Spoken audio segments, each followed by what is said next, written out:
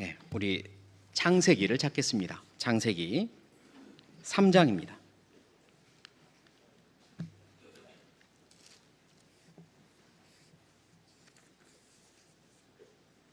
창세기 3장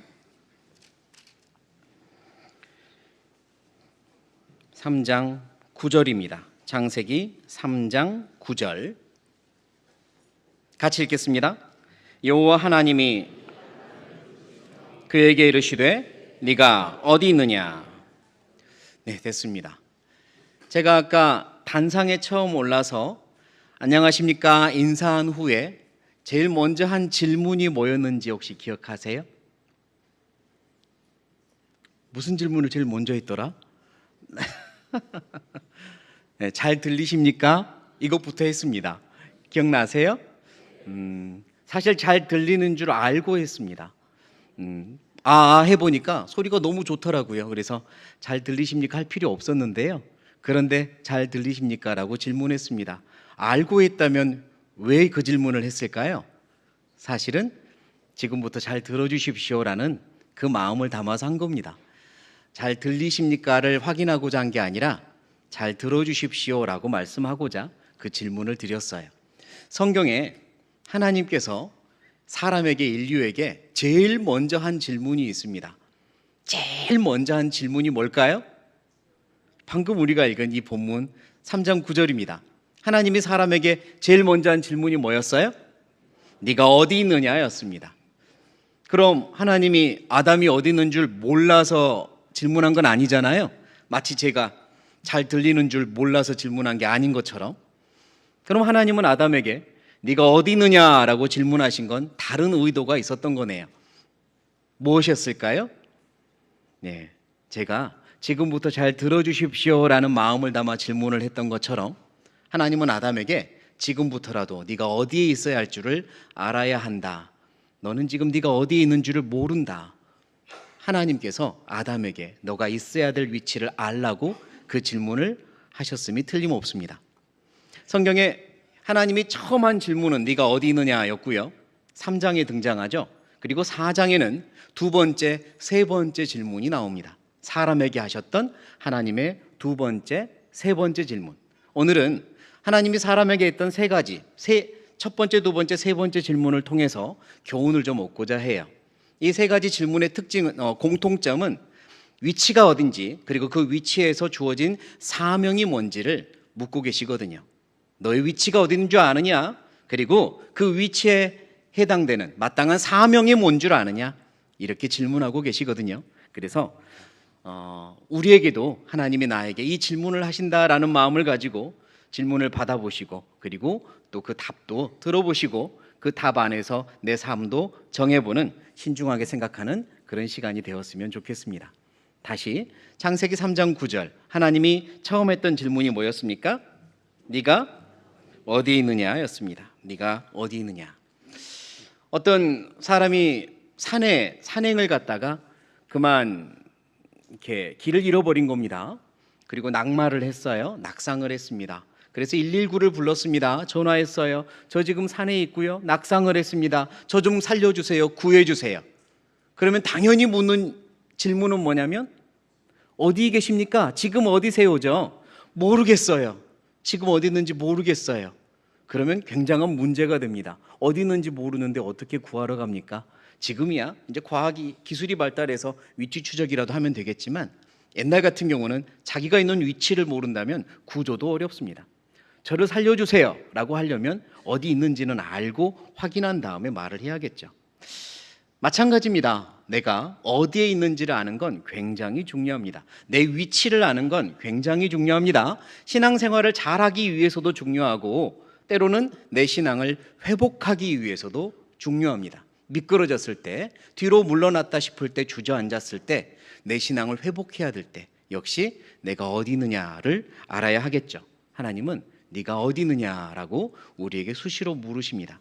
올바른 신앙생활을 위해, 그리고 또 회복하고 나아가는 신앙생활을 위해 그렇습니다. 그렇다면 아담의 입장에서 한번 생각을 해보겠습니다. 아담은 하나님이 사랑으로 창조하셨습니다. 그리고 창조를 받을 때 모든 인류 중에 하나님을 가장 가까이서 뵌 사람이 아담이고요. 하나님께 가장 큰 선물을 받은 사람도 아담입니다. 에덴 동산, 기쁨의 동산이라고 의미하는 에덴 동산을 선물로 받았고, 하나님이 아담을 얼마나 사랑하는지도 알았으며 하나님이 얼마나 능력에 전능하신 창조주인지도 아담은 알았습니다. 누구보다 하나님에 대해서 가장 잘 아는 사람, 알아야 하는 사람이 아담이었어요. 그러나 글쎄요, 너무 무디어져서 그랬을까요? 하나님이 자기를 얼마나 사랑하는지, 그리고 자기가 하나님의 큰 사랑 안에 있기 때문에 본인도 하나님을 사랑해야 하는지, 또 창조주 하나님의 지음을 받은 피조물이니까 하나님을 얼마나 인정하고 경외하며 살아야 하는지, 그 모든 것들을 점점 잊어가고 있었습니다. 심지어 에덴 동산의 이름의 뜻은 기쁨의 동산인데, 그 기쁨을 유지하며 살려면, 사실 기쁨의 동산이 진짜 기쁨의 동산이 되려면 마음이 기뻐야 하는 거잖아요. 그 마음이 진짜 기쁘려면 하나님을 기뻐하며 사는 것, 그게 첫 번째인데, 하나님을 기뻐하여 사는 것도 사라지고 있었던 거죠. 하나님을 경외하고 하나님을 인정하고 하나님을 사랑하고 하나님께 순종하며 살아갈 때 진짜 하나님을 기뻐하며 사는 삶이 될 건데, 그러지 않았던 것 같습니다. 점점 하나님을 이렇게 사랑하는 마음이나 기뻐하는 마음이 사라지고 있었고, 급기야 유혹에 넘어져서 하나님과 약속을 어기고 큰 죄를 짓고 말잖아요. 그때 하나님이 아담을 부르신 거죠. 아담은 하나님과 가장 가까이 있었고 하나님의 창조한 그 하나님의 능력을 누구보다 피부로 많이 알고 있었음에도 하나님을 경외하지 못했던 것 같습니다. 저는 아담을 보면 비교하고 싶은 사람이 한 명 있어요. 그 사람은 다윗입니다. 다윗은 아담보다 훨씬 후에 태어났고 아담과는 비교할 수 없을 정도로 하나님의 창조를 몸으로 실감하지 못하고 살았을 텐데도 다윗은 누구보다 하나님을 경외하며 살았거든요. 누구보다 하나님을 사랑했고 누구보다 하나님을 기뻐하며 살았거든요. 그래서 다윗과 잠깐 먼저 비교를 해보고 그 다음 나를 비교해 보려고 합니다. 시편 34편이에요.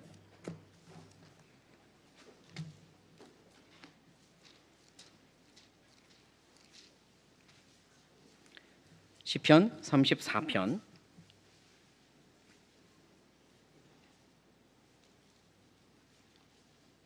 8절부터 7절부터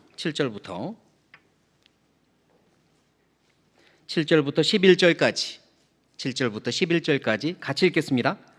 여호와의 사자가 주를 경외하는 자를 둘러 진치고 저희를 건지시는도다. 너희는 여호와의 선하심을 맛보아 알지어다. 그에게 피하는 자는 복이 있도다. 너희 성도들아 여호와를 경외하라. 저를 경외하는 자에게는 부족함이 없도다. 젊은 사자는 궁핍하여 줄일지라도 여호와를 찾는 자는 모든 좋은 것에 부족함이 없으리로다. 너희 소자들아 와서 내게 들으라. 내가 여호와를 경외함을 너희에게 가르치리로다.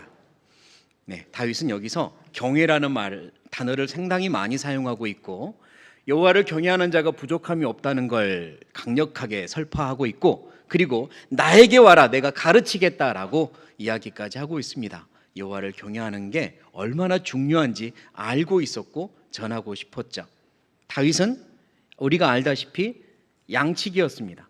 막내 아들이었지만 저 먼 들판에서 양을 많이 쳐야만 했었고, 막내 아들이었지만 사자와 곰이 출몰하는 그곳에 보내어졌습니다.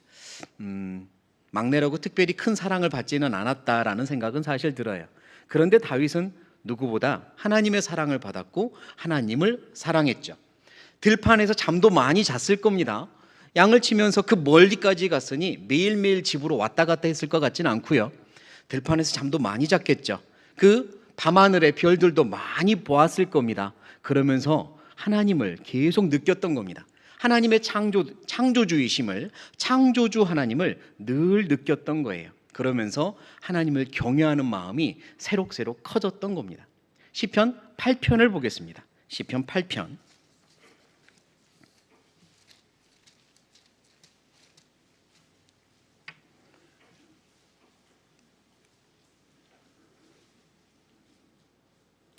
8편 3절 4절 3절 4절 또 같이 읽겠습니다. 주의 손가락으로 만드신 주의 하늘과 주의 베풀어 두신 달과 별들을 내가 보오니 사람이 무엇이관대 주께서 저를 생각하시며 인자가 무엇이관대 권고하시나이까. 다윗은 저 별을 보면서 하나님을 늘 생각했고요. 저 창조주 하나님이 내가 뭐길래 나를 사랑하시고 나에게 관심을 가지고 계실까 늘 그게 감사했습니다. 심지어 다윗의 시편을 더 들여다보면 8장도 그러는데요. 하나님께서 메시아로 이 땅에 오실 거를 다윗은 알았습니다. 그래서 그게 더 감사했습니다. 내가 뭐길래 나를 위해 이 땅에 방문하십니까? 다윗은 창조주 하나님이 너무 감사했습니다. 그래서 하나님으로 기뻐하며 살 수 있었던 거예요. 우주 만물을 보며 하나님을 느끼며 살았죠.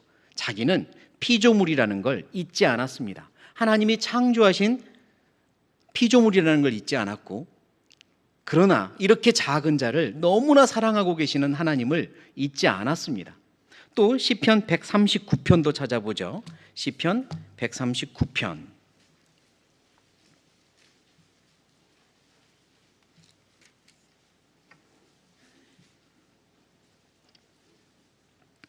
아까 8편도 그렇고 139편도 그렇고 숫자 위에 작은 글자를 보면 다윗의 시라고 명시하고 있습니다. 139편 13절, 14절 13절, 14절도 같이 읽겠습니다. 주께서 내 장부를 지으시며 나의 모태에서 나를 조직하셨나이다. 내가 주께 감사하옴은 나를 지으심이 신묘막측하심이라. 주의 행사가 기이함을 내 영혼이 잘 아나이다. 또한 다윗은요, 하나님이 창조하신 창조물만 바라본 게 아니라 자기 자신도 면밀히 봤습니다. 내가 뭐길래 이렇게까지 창조하셨을까? 이렇게 기이하게, 기묘하게, 신기하게 나를 창조하셨을까? 물맷돌을 돌리는 자기 손을 보면서도 신기했을 겁니다.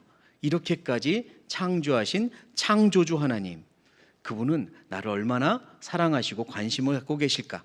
그리고 저 우주를 창조하신 하나님이 내가 어디를 가든 나를 지키고 보고 계시니 내가 그분을 떠나서 피할 곳은 전혀 없겠구나. 이것도 당연히 아는 거죠.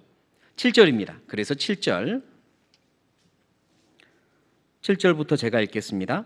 제가 읽죠. 내가 주의 신을 떠나 어디로 가며 주의 앞에서 어디로 피하리이까? 내가 하늘에 올라갈지라도 거기 계시며 음부에 내 자리를 펼지라도 거기 계시나이다. 내가 새벽 날개를 치며 바다 끝에 가서 거할지라도 곧 거기서도 주의 손이 나를 인도하시며 주의 오른손이 나를 붙드시리이다. 그는 알고 있습니다. 하나님은 어디를 가든 자기를 따라올 것이고 피할 수도 없지만 또한 어디를 가든 보호하신다는 걸, 자기는 절대 홀로 있지 않고 혼자 모든 것을 이렇게 헤쳐나가야 되는 그런 외로운 존재도 아니라는 걸 알고 있습니다. 그러니까 다윗은 하나님을 경외했던 거예요. 나의 하나님, 나의 창조주 하나님이 나를 지켜주시는구나, 나를 사랑하시는구나, 내가 어디 갈 데가 없구나.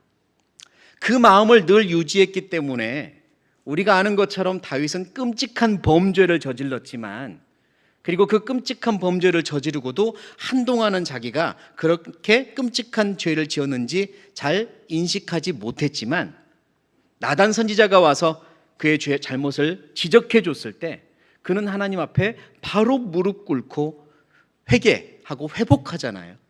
회개하고 회복하는 것, 그게 하나님께서 원하시는 거거든요. 창조주 하나님 앞에서 피할 곳이 없다는 거 아니까, 그리고 그 창조주 하나님이 자기를 사랑하신다는 거 아니까 그는 피하려고 하지 않고 무릎 꿇고 회개하고 회복했거든요. 그건 경외했기 때문입니다. 자, 그런데 이 아담은 어땠습니까? 아담, 네가 어디 있느냐? 네가 어찌하여 먹지 말라던 선악과를 먹었느냐? 라고 했을 때 아담은 바로 무릎 꿇고 회개한 게 아니죠. 그럼 뭐 했습니까? 회피했습니다. 그리고 변명했고 다른 데로 책임을 돌렸죠. 아담은 그랬습니다. 결국 하나님과 회복을 하지 못했고요, 물론 그 범죄 때문에 이미 하나님이 선포하신 대로 정령 죽을 것이다 라는 하나님의 법대로 그는 기쁨의 동산에서 쫓겨나야만 했습니다. 자기 위치를 지키지 못했어요. 하나님 앞에 피조물, 하나님 앞에 사랑을 받는 자, 그리고 하나님을 경외해야 되는 사람, 하나님을 순종하며 따라야 되는 자, 그 모든 위치를 지키지 못했습니다. 심지어 기쁨의 동산을 다스려라, 지켜라 라고 말했는데 그것도 지키지 못했습니다. 자기 역할도 해내지 못했어요. 아담은 그랬습니다. 이제 우리에게 물으셔요. 네가 어디 있느냐? 이 말은 너의 위치를 알고 있느냐? 지금부터 너의 위치를 잘 알아라. 이렇게 바꾸어서 해석해도 된다고 했죠. 하나님 내게 물으십니다. 네가 어디 있느냐? 그럼 돌아봐야죠. 나는 지금 정확하게 내 위치를 지키고 있나? 나는 정말 하나님을 경외하며 살고 있나? 하나님이 나의 창조주라는 사실을 잊지 않고 있나? 범사의 그를 인정하라는 말의 뜻이 하나님이 나의 창조주시고 하나님의 가장 완벽한 계획을 세우는 분이시고 내 모든 삶엔 하나님의 섭리와 간섭이 있으니 우연이 없고 어떤 어려운 일도 하나님이 허락하셨으니까 있는 것이고 그 모든 답도 하나님의 손에서 나오니 하나님의 뜻에 맡겨야 된다는 걸 범사에 인정하고 사느냐. 어려움이 있거나 힘들 때나 심지어 죄를 지어 하나님 앞에 부끄러울 때 바로 무릎 꿇고 회개하기 위해, 회복하기 위해 회개하느냐 물으시는 겁니다. 또한 우리에게는 기쁨의 동산이 있죠. 내 가정 그리고 내 교회, 이곳이 내가 지켜야 될 기쁨의 동산이거든요. 지키고 있느냐? 남편으로서, 아내로서, 아버지로서, 어머니로서, 가장으로서, 자식으로서 너의 위치를 지키며 너의 기쁨의 동산인 가정을 지켜나가고 있느냐? 또 물으십니다. 또한 하나님께서 역사하시는 이 교회를 각자에게 주어진 위치에서 내 위치를 바로 알고 이 교회가 하나님께 기쁨을 드리는 교회, 또 이 안에서 함께 기뻐하는 교회가 되기 위해 잘 지키고 있느냐 물으시는 겁니다. 지금부터라도 내 위치를 알고 지켜야 되는 거고요. 잠깐 가정 이야기를 한다면 아담은요, 그 기쁨의 동산이 깨어졌잖아요. 사실 하와가 먼저 먹지 말라던 선악과 열매를 따먹고 아담에게 줬을 때 아담은 그 여인을 위해, 아내를 위해 그걸 먹었습니다. 아내를 속상하지 않게 하려고 했던지 아내를 조금은 기쁘게 하려고 했던지 그래서 그런 거죠. 중요한 건 남편이 아내를 기쁘게 하려고 시도는 했으나 그게 가정을 지키는 방법은 아니었던 겁니다. 가정의 기쁨을 지키는 방법이 아니었어요. 왜냐? 하나님을 기뻐하는, 그리고 하나님을 기쁘시게 하는 건 없었거든요. 내 가정을 기쁨의 동산으로 지키려면 모두 다 노력해야 될 건 하나님을 기뻐하는 겁니다. 하나님과 기뻐하는 겁니다. 하나님의 기쁨이 충만한 겁니다. 그래야 나머지를 하나님이 도와주십니다. 서로 기뻐하려고 하고 남편은 아내를, 아내는 남편을, 부모는 자식을, 자식은 부모를 기쁘게 하려고 노력하지만 하나님을 기쁘시게 하려는 첫 번째 노력이 없다면 그 기쁨의 동산은 유지되기 어려울 겁니다. 교회도 마찬가지입니다. 내게 주어진 위치가 있습니다. 각각의 위치가 있죠. 나름대로 사명껏 열심히 부지런히 하고 있지만 정말 무엇을 위해 하느냐 돌아보셔야 됩니다. 정말 하나님을 사랑하는 마음으로 하나님이 주신 직분이라는 그 사명감과 또 하나님을 경외하는 마음으로 하고 있는지 돌아보셔야 됩니다. 내가 봉사하고 내 위치를 지키는 게 정말 하나님을 기뻐해서, 하나님을 사랑해서, 그리고 하나님을 기쁘시게 하기 위해서 하고 있는지 돌아보셔야 될 거예요.